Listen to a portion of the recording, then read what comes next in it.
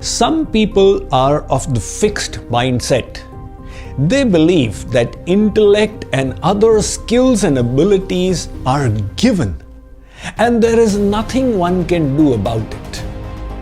Others of the growth mindset believe that with proper knowledge, training, and practice, we can enhance and multiply our abilities in life. This growth mindset is so rewarding to cultivate. Let's understand its significance through the life of Hamilton Nagy, the 6th grade pass child who became a master in surgery. Growing up, he was the son of a shepherd in South Africa. In the little village where they lived, he used to walk barefoot on the rocks all day long and sleep on the ground.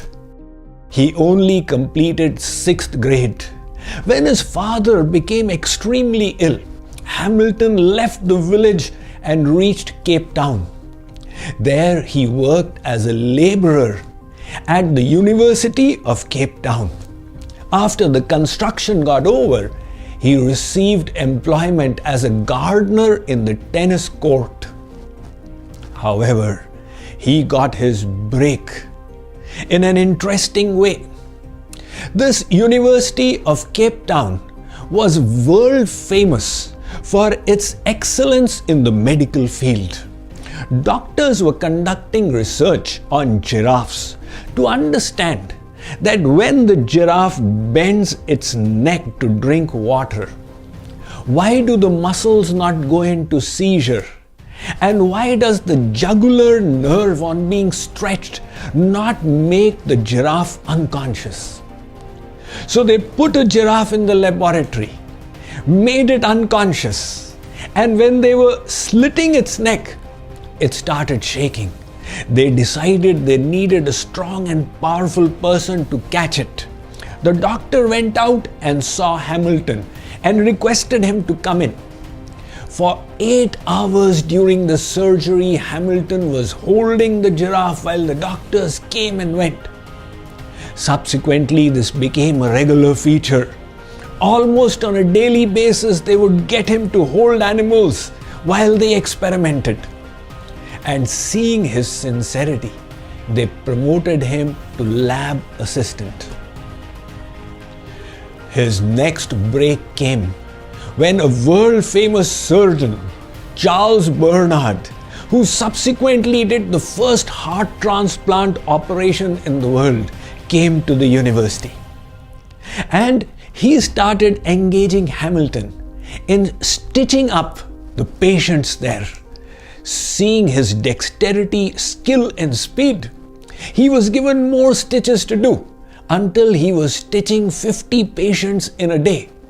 He was now promoted to the post of assistant to the surgeon. And slowly he began learning about the human anatomy and the physiological terms. He became so expert that the surgeons realized his understanding of the human body was tremendous.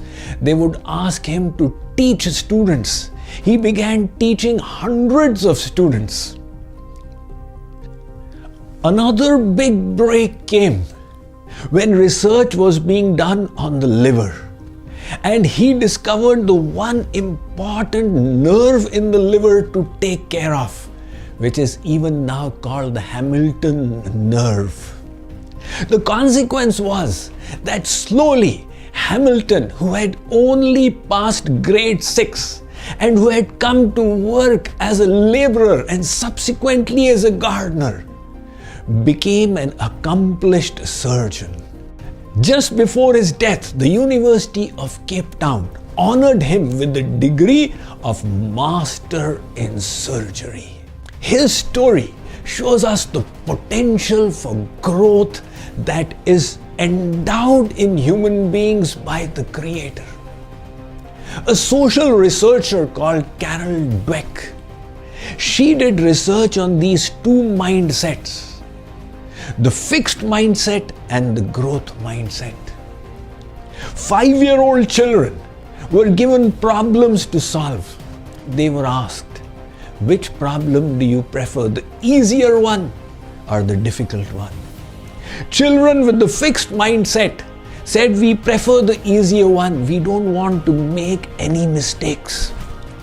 Those with the growth mindset, they did not want to pretend to be good.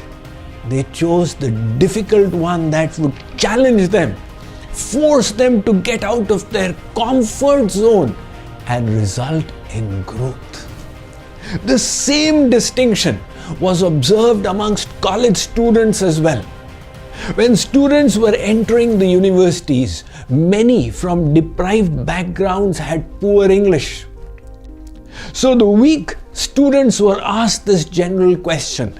The university is thinking of offering a special course to strengthen your English. Would you be interested?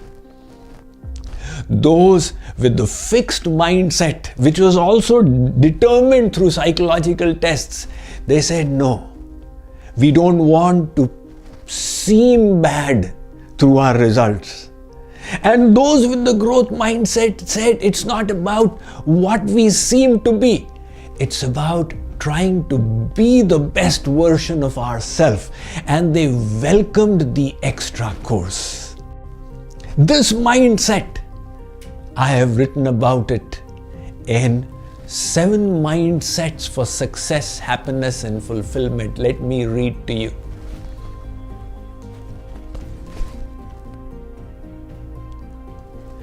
The attitudes we harbor habitually within ourselves become our mindsets. They are our customary ways of thinking, which have become an integral part of our personality. They can be compared to physical habits we create by repeating physical behaviors again and again until they begin to happen automatically. Similarly, mindsets are mental habits we establish internally by practicing particular attitudes repeatedly until they come naturally to us. These mindsets can either work in our favor by flooding our consciousness with positivity or against us by plunging our mind into negativity. So understanding that the difference between fixed mindset and the growth mindset can make the difference between a molehill and a mountain in terms of what we achieve in our life. Let's cultivate the mindset of growth.